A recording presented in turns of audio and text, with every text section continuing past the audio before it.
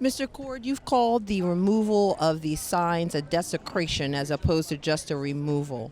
Can you explain the spiritual and historic weight of what is happening here?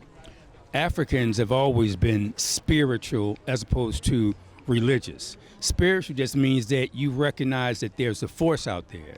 That force might not be a divine intervener, but even if you accept the notion of the Big Bang Theory like I do, something had to cause the Big Bang. So whatever that thing was, that's that spirit that makes things happen. And we in the African tradition recognize that spirit. And for us, that's why we do the libation at the beginning of every program, honoring our ancestors. For the guy in the White House to send his hatchet men, his vandals, his thugs out here with burglary type tools to not just peel off our history, but to rip it off the wall. The fact that they put a weapon, and I do mean a weapon like that, on these spiritually important interpretive panels constitutes desecration. As I said, this site here is historic hallowed ground. When you defile hallowed ground, you engage in desecration. That's what this is. You visited the storage facility where they're housing this. Can you describe to our viewers how the government is treating our history?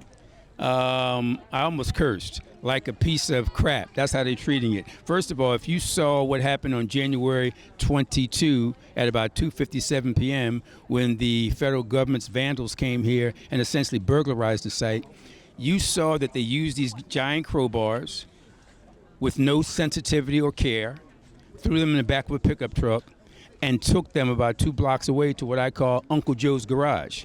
When I walked in there, without describing too much because the judge swore us to secrecy, we can't tell everything, but we went into a large storage type facility with this gigantic metal gate. The metal gate was unlocked, and when you walk in, it was a neat Uncle Joe's garage, but it was a garage nonetheless.